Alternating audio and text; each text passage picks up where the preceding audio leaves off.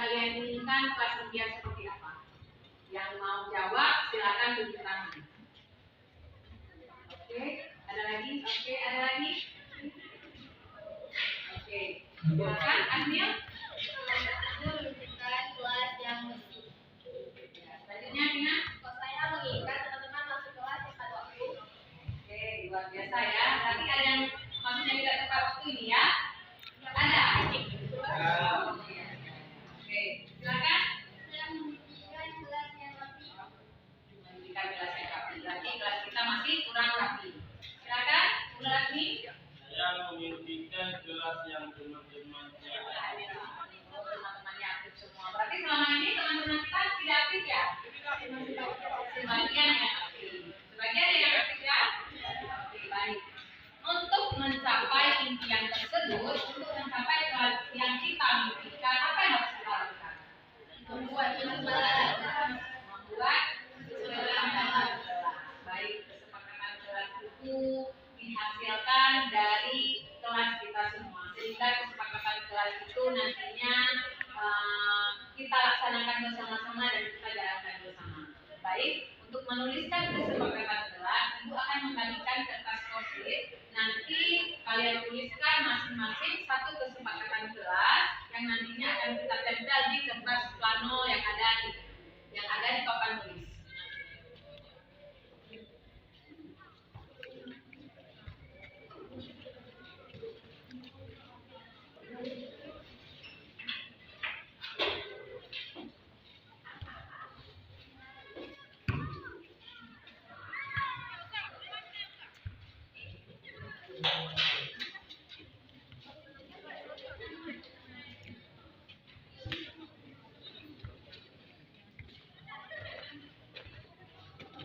Silakan dituliskan.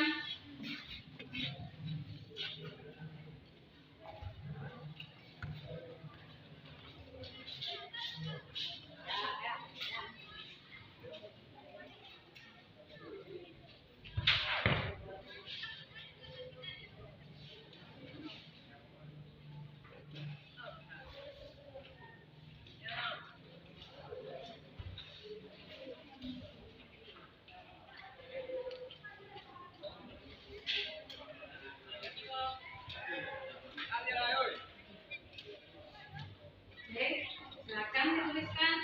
Waktunya berapa menit kira-kira selesai? 2 menit ya.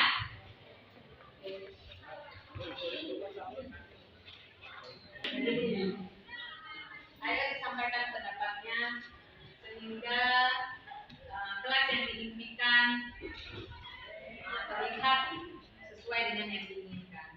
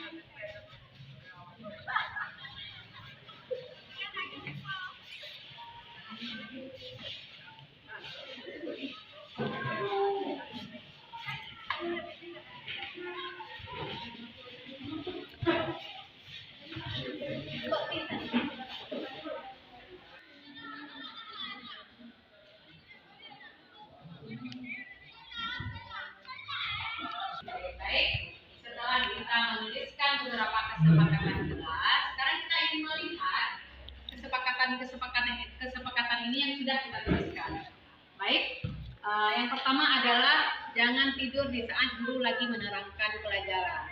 Saat guru memberi tugas dikerjakan. Jangan ribut ketika sedang belajar. Sama-sama menjaga kelas supaya bersih. Jangan ribut di kelas. Tidak berbicara ketika guru menjelaskan. Oke, baik. Untuk mencapai sebuah kesepakatan, ini kan kita sudah buat kesepakatan kelas. Sekarang kita akan membuat keyakinan kelas dari hasil kesepakatan kelas yang sudah kita tuliskan. Tadi di sini Ibu sudah baca ada kata jangan dan ada kata tidak, ya kan? Untuk menuliskan atau membuat sebuah keyakinan kelas itu tidak boleh menggunakan kata dilarang dan tidak boleh menggunakan kata tidak. Kenapa? Keyakinan kelas ini adalah sebuah nilai kebajikan atau budaya positif yang harus kita laksanakan bersama dan kita jalankan bersama.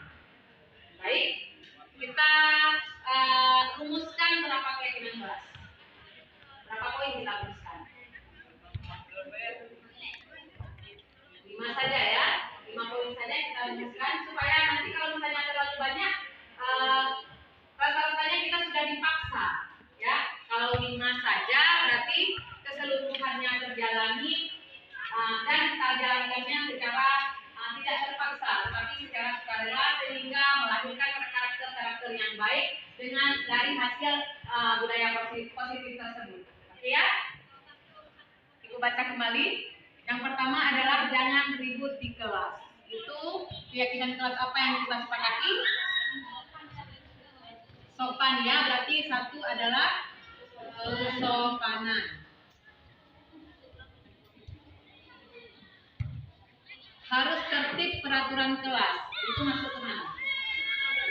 Disiplin. Oke, disiplin.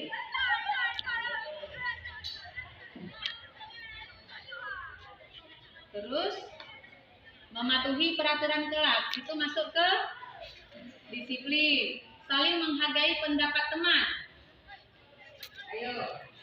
Saling menghargai pendapat teman. Berarti saling menghargai ya. Saling menghargai. Sepakat? Oke. Selanjutnya dilarang membuang sampah masuk ke kebersihan. Berarti kita tambahkan ya 4 kebersihan. Tidak berbicara ketika guru sedang menjelaskan. Masuk kepada kesopanan. Jangan berbicara di saat guru menjelaskan pelajaran. Oke, kesopanan. Menjaga kebersihan. Kebersihan. Atau masuk kebersihan ya. Jangan ribut di dalam kelas. Masuk ke kesopanan. Ya, jangan ribut apa itu? Harus aktif saat kerja kelompok. Berarti apa? Harus aktif saat kerja kelompok. Apa itu? Nomor 5, saling kerjasama. Oke, kita sepakatnya dari berapa? 5. Berarti ada 5 keyakinan kelas yang sudah kita sepakati bersama. Yang pertama adalah disiplin, yang kedua kesopanan, yang ketiga saling menghargai, yang keempat menjaga kebersihan, dan yang kelima adalah saling kerjasama. Ini keyakinan kelas ini kita jalankan bersama selama kapan itu? Sampai selama 1 semester, berarti 6 bulan ya. Ini keyakinan kelas ini sudah kita rumuskan bersama tanpa ada paksaan sehingga nantinya kita bisa melakukan sukarela. Oke, hasil keyakinan kelas ini sama-sama kita jalankan. Jadi supaya merasa keyakinan kelas itu kita miliki, ayo kita menandatangani keyakinan kelas ini di kertas plano ini dan nantinya akan kita tempelkan di sudut kelas. Silakan tanda tangan. Ayo maju. Karena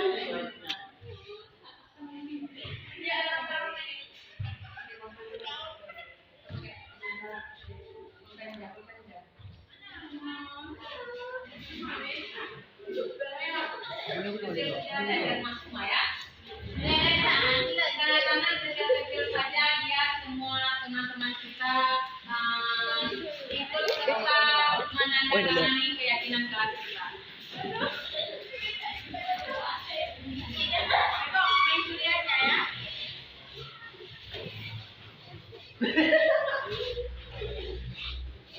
Oke, ayo cepat.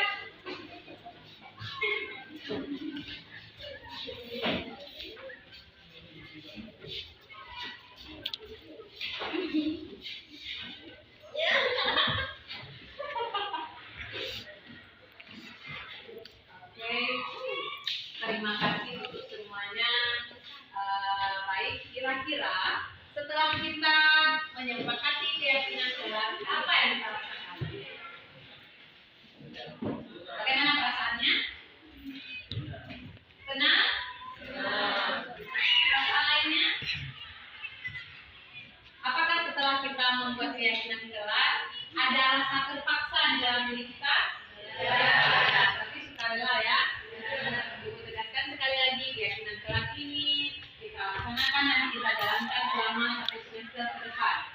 Dan ketika kita menjalankan keyakinan kelas yang sudah kita rumuskan, berarti dalam keadaan senang dan bahagia. Oke? Sepakat?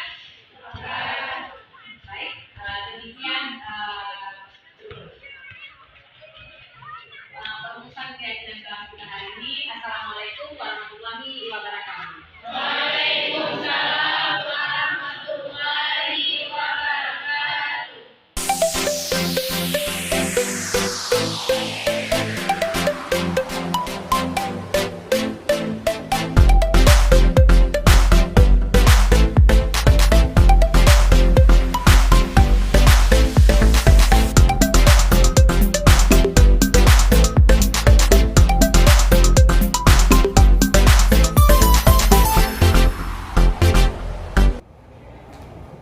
Assalamualaikum Bu. Waalaikumsalam.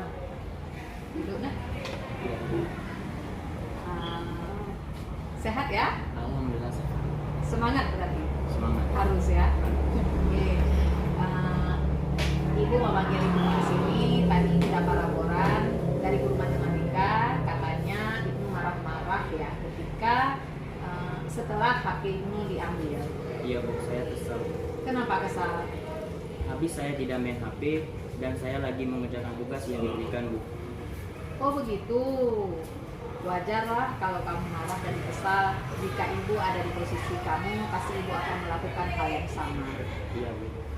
Lalu, apa yang kamu lakukan terhadap guru tersebut? Saya marah-marah Bu. Saya meminta HP saya untuk dikembalikan dan saya tidak mau menyelesaikan tugas jika HP saya tidak dikembalikan. Oh begitu. Pasti kamu berbuat seperti itu ada alasannya. Iya Bu. Saya kan tidak sedang bermain HP. Iya. Wajar lah kalau kamu marah karena tidak rela hati kamu diambil. Ibu sangat menghargai tindakan yang kamu buat. Tidak. Tuh.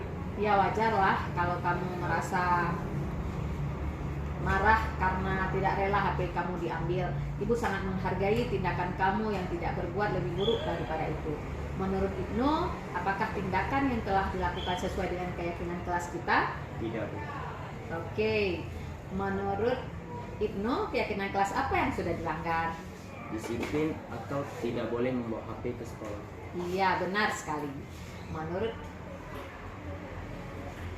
Tuh. Iya, benar sekali. Menurut kamu, keyakinan apa yang harus kamu lakukan untuk memperbaikinya?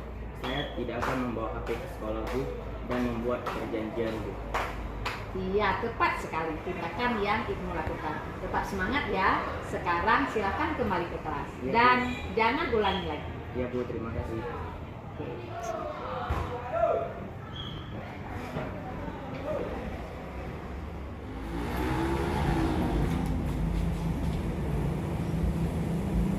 Sehat juga? Ya, Sudah makan? Di kantin kalau di rumah. Tadi Ibu dapat informasi bahwasannya hari ini Siva memakai seragam sekolah yang berbeda dengan teman yang lain. Iya. Menurut Siva, kalau seragam itu salah kita pakai di hari yang lain, itu melanggar atau tidak? Pelanggaran. Tahu berarti Siva ya? Oke. Di sini Ibu tidak bermaksud mencari kesalahan siapa yang salah, tetapi Ibu ingin mencari solusi dari pelanggaran yang sudah Siva buat. Ibu tahu pasti kamu punya alasan kenapa hari ini memakai seragam yang berbeda dengan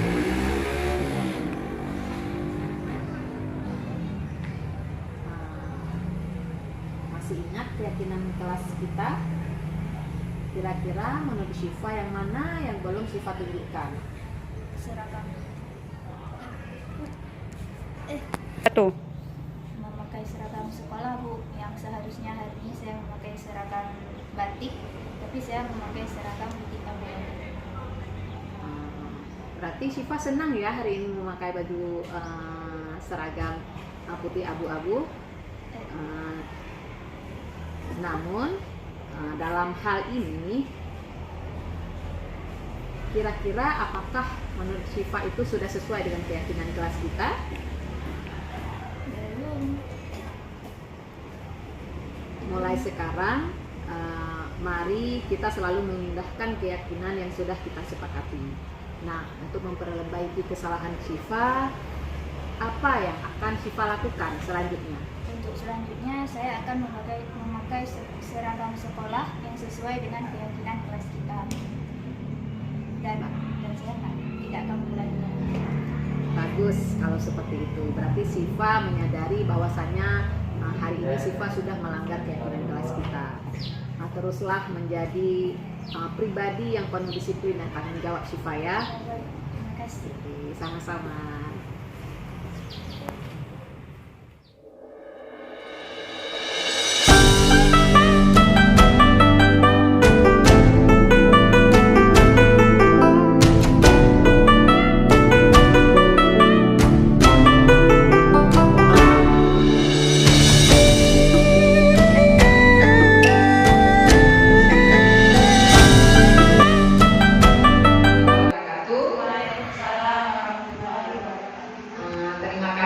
Teman-teman semua, pada kesempatan kali ini saya Miftahul Jannah, calon guru penggerak angkatan 7, guru SMA Negeri 1 Sakti Kabupaten Pidi, ingin berbagi pemahaman dan pengalaman mengenai budaya positif yang kami peroleh setelah mengikuti pendidikan guru penggerak. Pada kesempatan kali ini budaya positif ini ada di modul 1.4.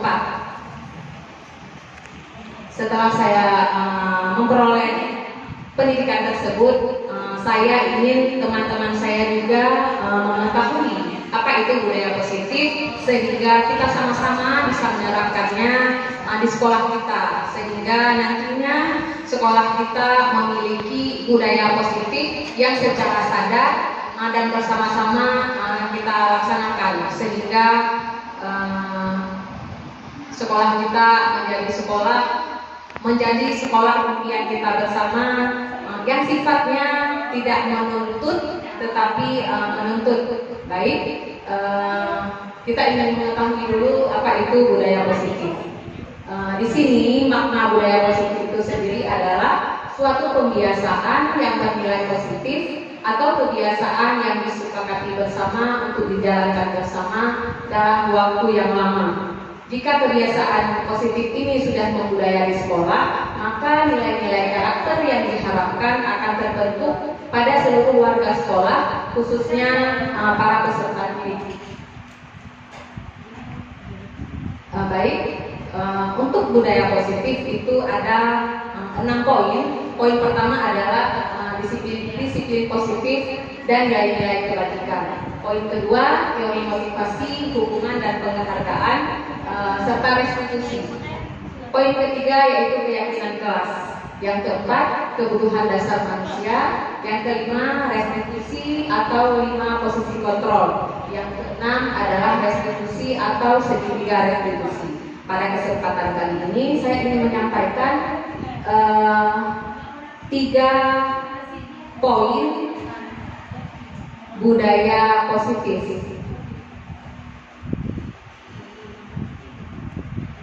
Baik, budaya positif yang keempat ini merupakan kebutuhan dasar manusia. Setiap manusia itu memiliki kebutuhan dan tujuan masing-masing.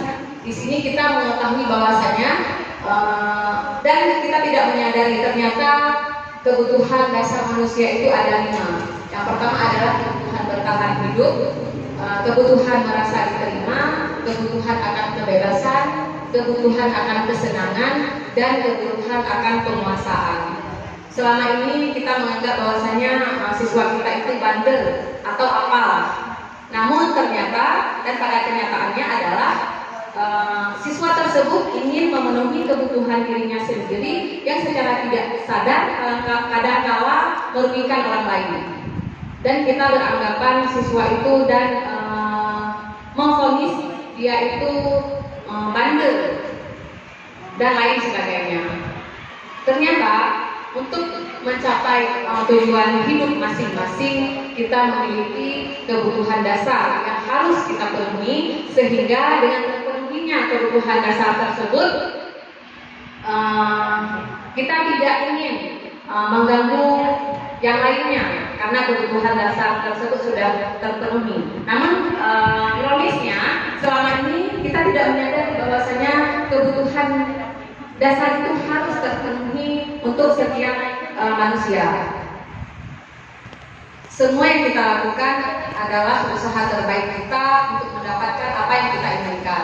Ketika kita mendapatkan apa yang kita inginkan, sebetulnya saat itu kita sedang memenuhi 1 atau lebih dari 1 kebutuhan dasar kita, yaitu kebutuhan untuk bertahan hidup. Teman-teman bisa baca di slide ini. Yang pertama, kebutuhan bertahan hidup. Kebutuhan bertahan hidup ini adalah kebutuhan yang bersifat fisiologis untuk bertahan hidup, misalnya kesehatan, rumah, dan makanan. Kebutuhan biologis sebagian dari proses reproduksi, termasuk kebutuhan untuk tetap bertahan hidup. Di sini kita akan melihat sebuah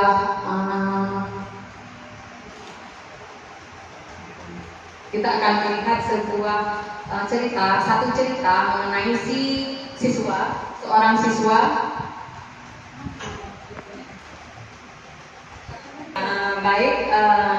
Teman-teman, ini adalah sebuah kejadian yang kalau kita baca bersama-sama kita memiliki alasan masing-masing.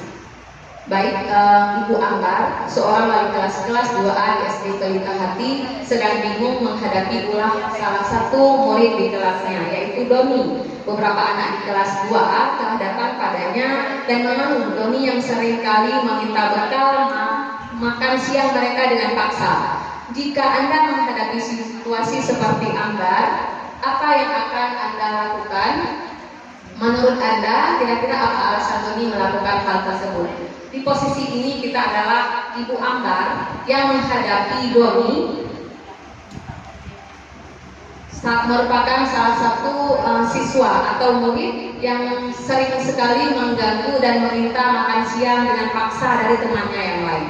Di sini masing-masing kita punya alasan kenapa Doni melakukan hal tersebut. Secara tidak sadar, Doni berusaha untuk memenuhi kebutuhan. Salah satunya adalah kebutuhan bertahan hidup, yaitu kebutuhan makanan. Di sini Doni mungkin dia tidak memperoleh atau tidak makan di rumah, sehingga dia untuk memenuhi kebutuhan hidupnya dia memaksa temannya untuk memberikan bekal untuk dia. Atau kehidupan Doni di rumah yang tidak teratur, bisa jadi orang tuanya tidak memasak di pagi hari, atau mungkin bisa jadi Doni itu tidak tinggal di rumahnya sendiri, sehingga dia memiliki alasan masing-masing, alasan yang berbeda yang Doni.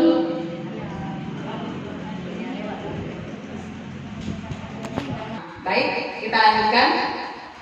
Doni di sini berusaha memenuhi kebutuhan bertahan hidup, yaitu dia tidak membawa bekal ke sekolah. Seperti kita ceritakan tadi, bisa jadi dia tidak makan atau porsi makannya 2 kali, 2 porsi dia makan di rumah dan makan di sekolah. Atau alasan lainnya yang kita harus telusuri terlebih dahulu dan tidak memvonis siswa bahwasanya siswa itu bandel. Yang kedua, ada namanya kebutuhan merasa diterima atau kebutuhan kasih sayang dan rasa diterima. Di sini banyak peserta didik kita yang mungkin kasih sayang atau dia merasa tidak diterima di lingkungannya, sehingga mereka memaksakan kehendak untuk mengganggu teman-temannya. Sebagai contoh, anak-anak yang memiliki kebutuhan dasar kasih sayang dan rasa diterima yang tinggi biasanya ingin disukai dan diterima oleh lingkungannya. Mereka juga akrab dengan orang tuanya. Biasanya mereka belajar karena suka pada gurunya. Bagi mereka teman sebaya sangat penting. Mereka juga biasanya suka bekerja dalam kelompok. Nah, di sini kita tidak menyadari bahwasanya ketika siswa kita mengacuhkan kita atau tidak peduli terhadap kita ketika kita mengajar di kelas, ternyata kebutuhan kasih sayang dan rasa diterima itu tidak mereka miliki dan tidak terpenuhi, sehingga dia menganggap bahwasanya dia itu hanya sendiri dan tidak ada yang menolong, sehingga kebutuhan rasa sayang dan kebutuhan rasa diterima itu tidak terpenuhi.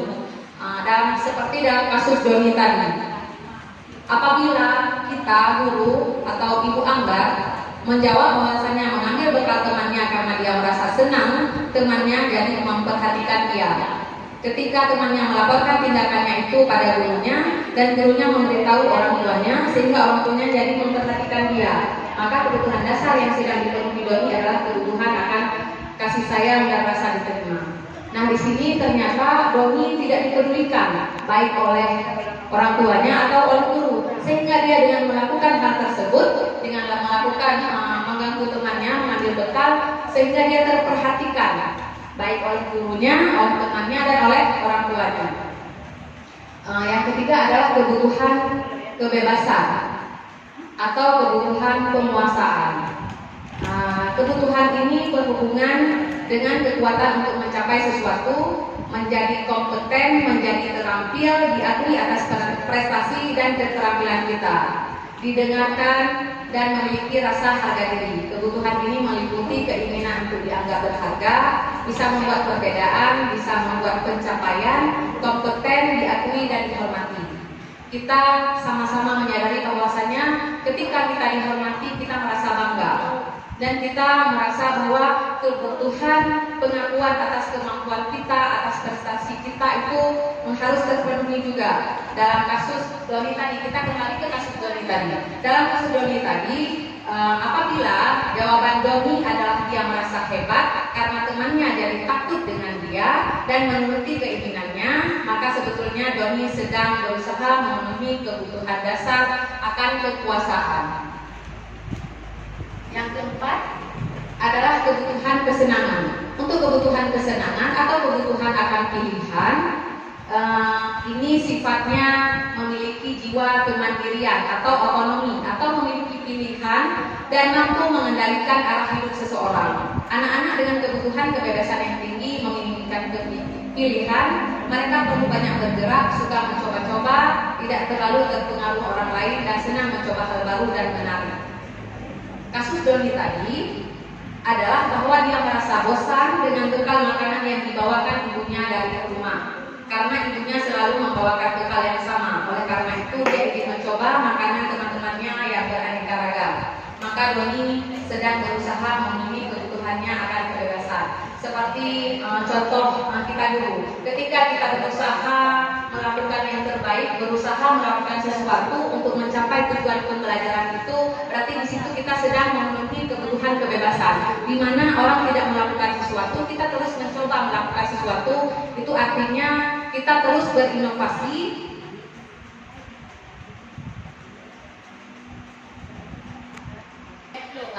kita terus berinovasi untuk memenuhi kebutuhan kebebasan tersebut yang sifatnya memiliki jiwa mandiri dan otonomi. Yang terakhir adalah kebutuhan kesenangan atau kebutuhan untuk merasa senang. Kebutuhan akan kesenangan adalah kebutuhan untuk mencari kesenangan, bermain, tertawa. Bayangkan hidup tanpa kenikmatan apapun, betapa menyakitkannya.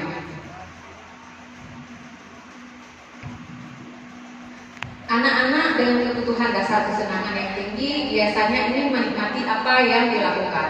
Mereka juga bisa berkonsentrasi tinggi saat mengerjakan hal yang disenangi. Mereka suka permainan dan suka mengoleksi barang, suka bergurau, suka melucu dan juga mengemaskan.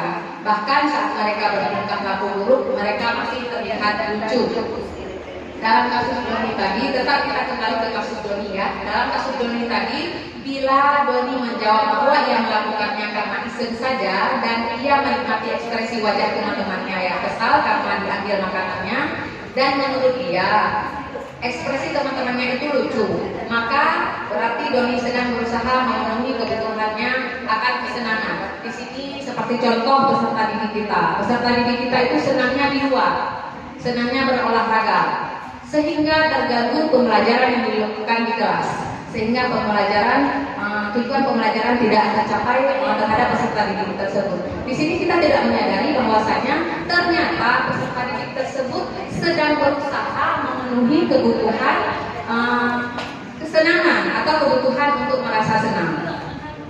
Baik, 5 ternyata untuk kesimpulan dari 5 kebutuhan dasar tersebut, ternyata setiap manusia harus memenuhi dan harus terpenuhi untuk kelima kebutuhan dasar tersebut. Sehingga ketika 5 kebutuhan dasar tersebut terpenuhi, sudah tidak ada lagi masalah dan untuk peserta didik pun tidak akan mengganggu temannya karena kebutuhan tersebut terpenuhi. Baik, untuk poin kelima. Ini di sini ada poin kelima, budaya positif adalah posisi kontrol guru. Di sini kita dituntut untuk memiliki 5 posisi kontrol yang bisa kita terapkan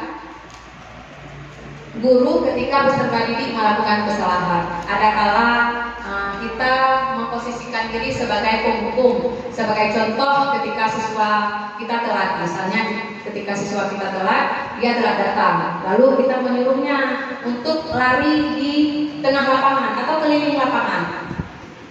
Padahal tidak ada pengaruh sama sekali terhadap dia telat datang dan hukuman yang kita berikan. Sehingga kita di situ memposisikan diri kita sendiri sebagai penghukum. Tidak ada sangkut pautnya antara dia telat dengan kita menyuruh dia keliling lapangan atau di kelas misalnya. Dia telat datang, dia telat masuk kelas karena mungkin saja dia tidak makan pagi, dia ke kantin dan dia telat masuk kelas. Lalu kita menyuruh siswa tersebut jangan masuk lagi. Itu sebuah hukuman yang diberikan oleh guru, yang guru tersebut memposisikan diri sebagai penghukum. Atau sebagai contoh, kita sering mengatakan ke siswa patuhi aturan saya atau awas. Lalu ada lagi kalimat kamu selalu saja salah. Atau ada lagi kalimat selalu, pasti selalu yang terakhir selesai. Kita selalu menghukum, kita selalu menyalahkan peserta didik kita, yang nantinya kemungkinan besar yang terjadi terhadap siswa tersebut adalah dia marah kepada kita, dan dia akan bertambah-tambah lagi ketika dia mungkin hari ini dia telah masuk 10 menit, besoknya dia akan melakukan hal yang sama. Bisa jadi dia telah masuk 20 menit karena dia merasa marah kepada kita. Sehingga posisi kontrol yang kita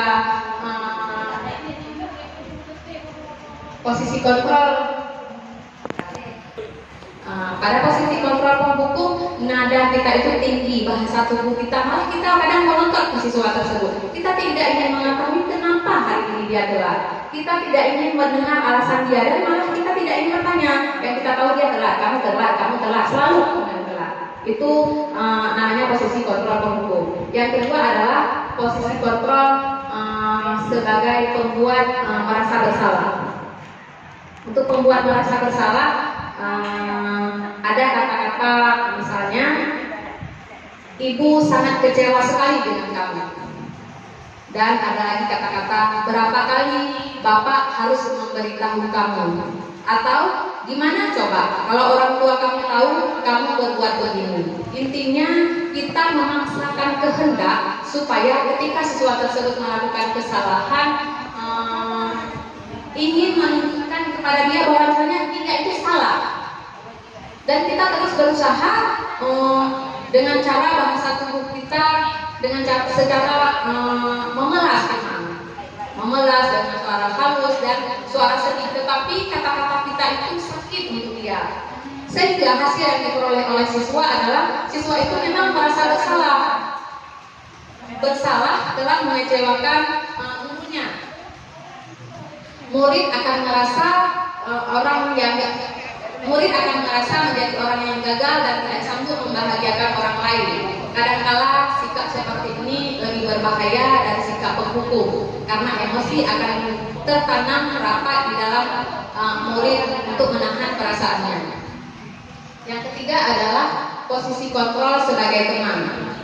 Guru di sini memposisikan diri sebagai teman dan tidak akan menyakiti peserta didik tersebut, namun tetap berupaya mengontrol murid melalui persuasi. Persuasi di sini adalah kalimat-kalimat yang mengajak. Posisi teman pada guru bisa bersifat negatif ataupun positif. Positif di sini merupakan hubungan baik yang terjalin antara guru dan murid. Guru di posisi teman menggunakan hubungan baik dan humor untuk mempengaruhi seseorang. Bisa jadi kita akan berkata-kata kepada siswa tersebut, ayo bantulah demi bapak ya, atau ayo ingat tidak bantuan bapak selama ini, atau ya sudah kali ini tidak apa-apa, nanti ibu bantu bereskan. Di sini bisa jadi ini merupakan hal negatif atau hal positif dari seorang guru terhadap peserta didiknya. Nada yang disampaikan oleh guru tersebut ramah, akrab, dan bercanda. Hasil yang diperoleh terhadap siswa tersebut adalah murid akan merasa senang dan akrab dengan gurunya. Ini termasuk dampak positif. Hanya saja di sisi negatif, murid menjadi tergantung pada guru tersebut. Bila ada masalah, dia merasa bisa mengandalkan guru tersebut untuk membantunya. Akibat lainnya, dari posisi teman, seorang siswa hanya akan berbuat sesuatu bila yang menyuruh oleh guru tersebut saja, tetapi dia tidak akan mematuhi guru lainnya. Yang keempat adalah posisi sebagai pemantau. Memantau berarti mengawasi. Pada saat kita memposisikan diri seperti sebagai pemantau,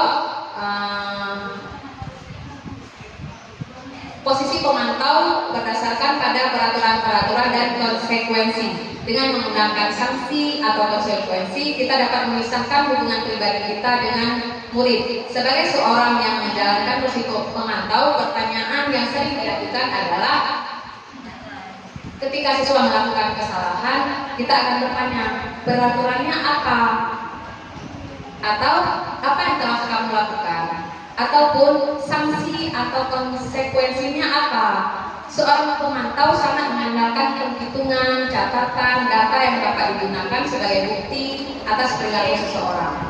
Posisi ini akan menggunakan stiker, slip catatan, atau daftar cek.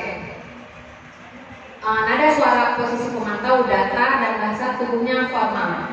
Hasilnya, murid memahami konsekuensi yang harus dijalankan ketika dia melanggar atau melakukan suatu kesalahan terhadap peraturan sekolah. Guru tidak menunjukkan suatu emosi yang berlebihan, menjadi marah atau membuat merasa berbuat salah.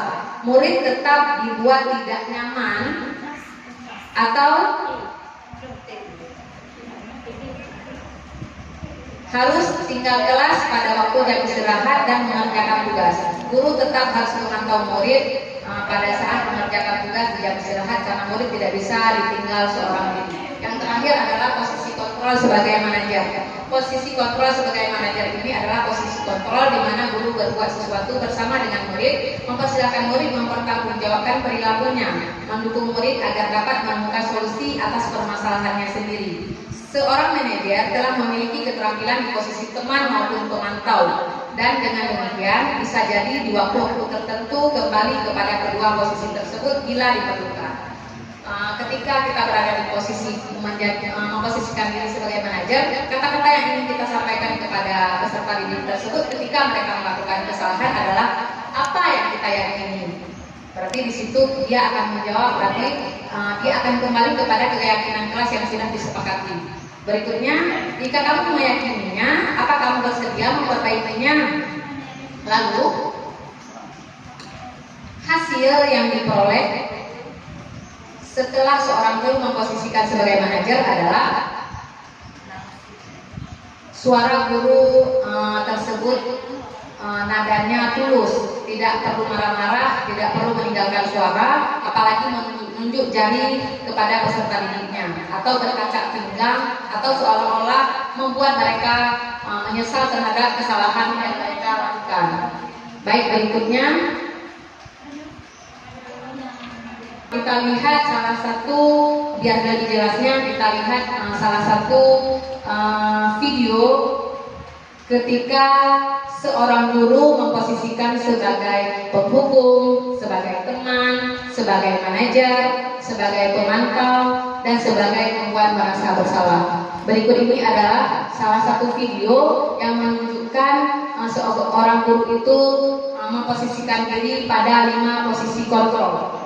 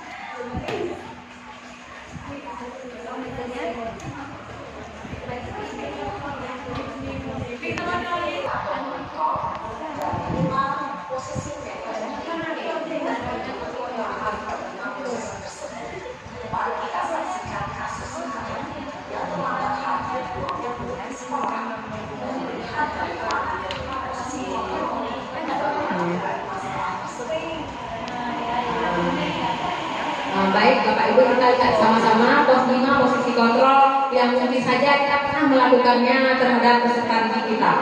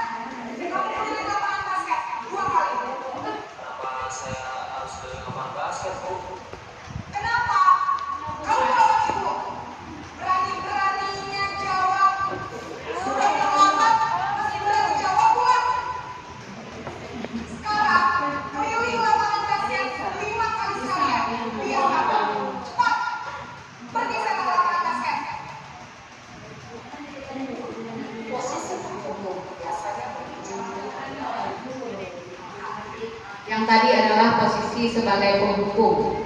Begitu bangganya seorang guru menghardik ya dengan kasarnya. Coba kita posisikan diri ketika kita menjadi sebagai seorang murid. Apa yang kita rasakan? Akan adakah solusinya ketika kita memposisikan diri sebagai penghukum? Yang kedua ini adalah posisi guru sebagai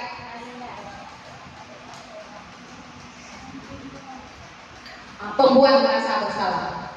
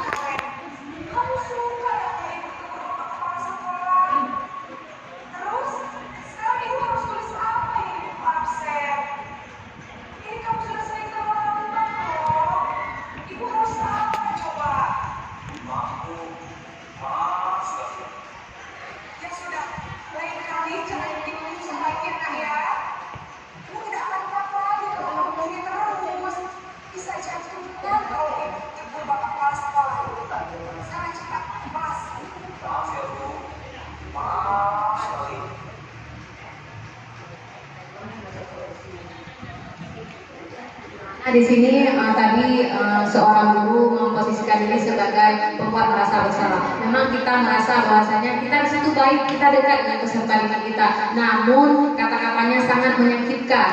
Yang ketiga ini adalah posisi kontrol sebagai teman.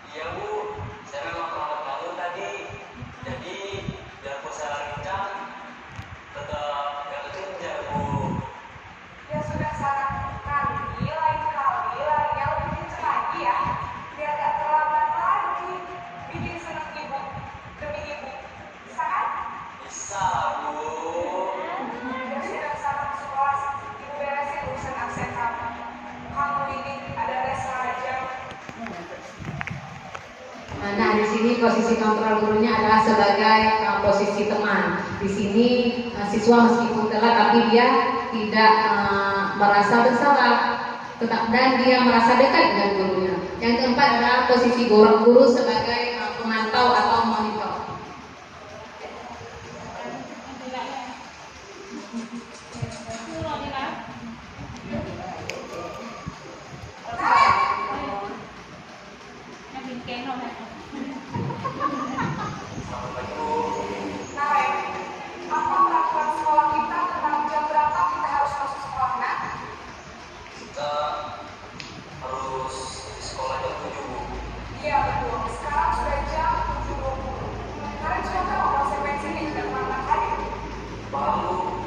Saya harus tinggal kelas pas jam istirahat selama 20 menit. Iya benar, konsekuensinya demikian. Jadi nanti jam 9.30 pas istirahat, kamu harus tinggal di kelas, kerjakan tugas tambahan untuk ketinggalan kamu, ya? Baik, Bu.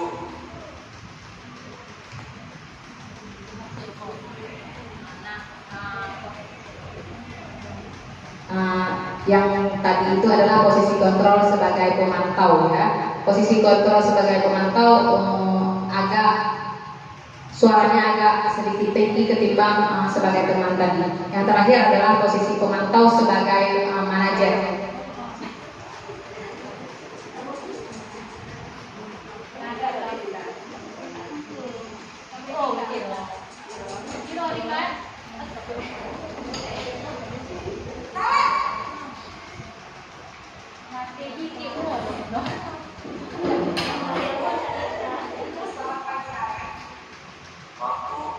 Saya terlambat. Iya, sekolah masuknya jam 7, sekarang sudah jam 7 loh.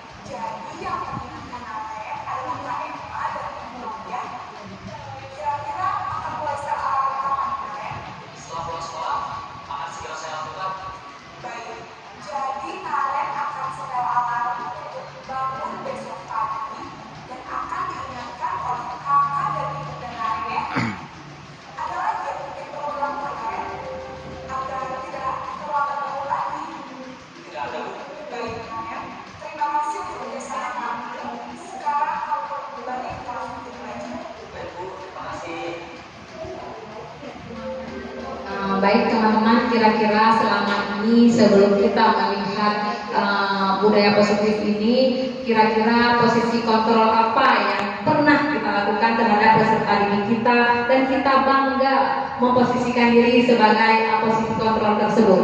Kira-kira teman-teman, silakan.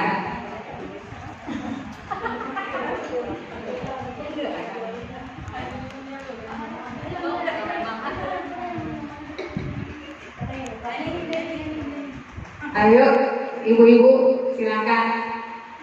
Saya yakin kita selalu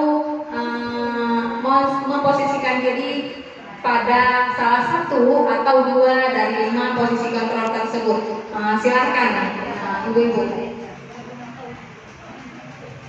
Oke, kira-kira posisi kontrol yang pernah kita lakukan selama ini sepanjang kita menjadi seorang guru. Silakan, Bu Irma. Baik, terima kasih. Sebelum saya melihat paparan dari budaya positif yang Ibu Miftah paparkan, saya sering menggunakan posisi kontrol sebagai teman. Ternyata setelah mempelajari ini, saya berkesimpulan bahwa posisi manajer ini lebih baik. Karena kalau posisi kontrol sebagai teman itu memiliki sisi positif dan sisi negatif seperti yang Ibu Miftah paparkan tadi. Terima kasih. Baik, terima kasih Bu Irma. Salah satu perwakilan telah menyebutkan bahwasanya kita pernah memposisikan diri sebagai posisi kontrol teman. Saya juga begitu, sering memposisikan diri sebagai teman, satu lagi sebagai pembuat merasa bersalah. Saya jarang sekali memposisikan diri sebagai penghukum, tapi sering memposisikan diri sebagai pembuat merasa bersalah.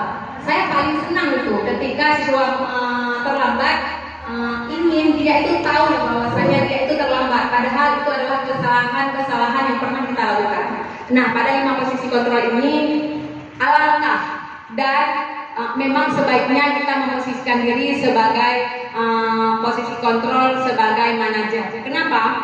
Di posisi kontrol manajer ini siswa tidak kita hukum, tidak kita buat dia merasa bersalah. Yang kita lakukan adalah kita membuat peserta didik itu dekat dengan kita dan mereka mengambil kesimpulan dan menyelesaikan masalahnya sendiri oleh dirinya sendiri tanpa harus kita dikte terlebih dahulu. Sehingga posisi kontrol manajer lah yang paling cocok untuk seorang pendidik. Baik, selanjutnya yang terakhir adalah segitiga restitusi. Untuk segitiga restitusi adalah suatu proses dialog yang dijalankan oleh guru atau orang tua agar dapat menghasilkan peserta didik yang mandiri dan bertanggung jawab. Segitiga restitusi ini adalah tujuannya agar kita tidak melakukan hukuman terhadap peserta didik kita ketika mereka melakukan kesalahan. Kenapa? Ketika peserta didik kita melakukan kesalahan, kita harus mencari tahu alasan dia melakukan kesalahan. Tahapan-tahapan segitiga restitusi yang pertama adalah menstabilkan identitas, yang kedua validasi tindakan yang salah, dan yang ketiga menanyakan keyakinan.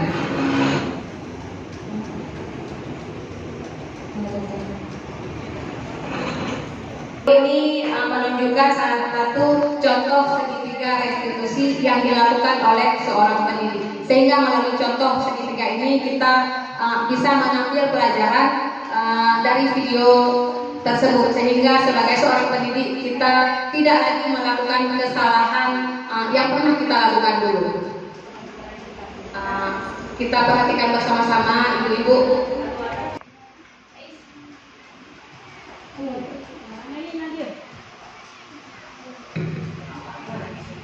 Kesel Pak, sebalik. Masa aku dikatain orang kita Pak? Ya aku marah Pak. Aku baru dikatain mereka di depan kelas. Sebalik. Oh itu, dia pasti kekurangannya besar. Bahkan juga akan marah apabila ada yang diubah pasalnya. Ya, pada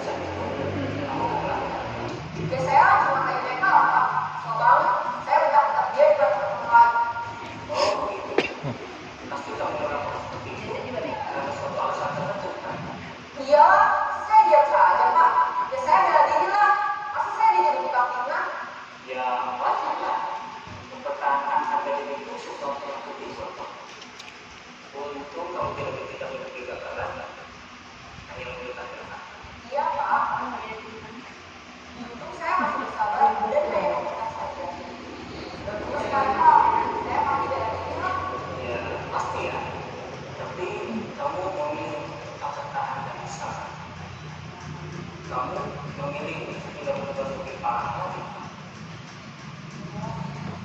Nah, sekarang coba diperhatikan. Tindakan kamu yang menggunakan kelas. Tindakan kamu itu kira-kira sesuai dengan keyakinan kelas atau prinsip kamu?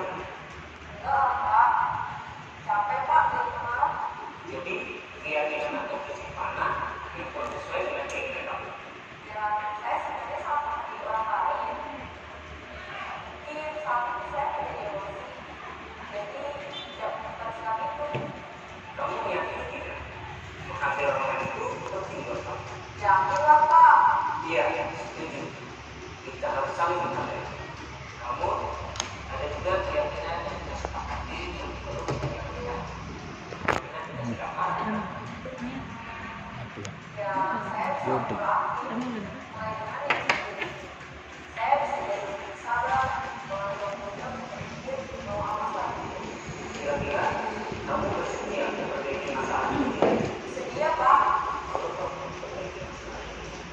Kamu akan menjadi orang sebagai Saya akan menjadi orang yang bertanggung jawab Pak ya Pak. Dan senantiasa proaktif. iya. Menurut kamu, bagaimana rasanya menjadi orang seperti itu? Ya nyaman lah, bangga bisa bersabar. Baiklah kalau begitu. Yuk kita pikirkan bagaimana memperbaiki masalah ini.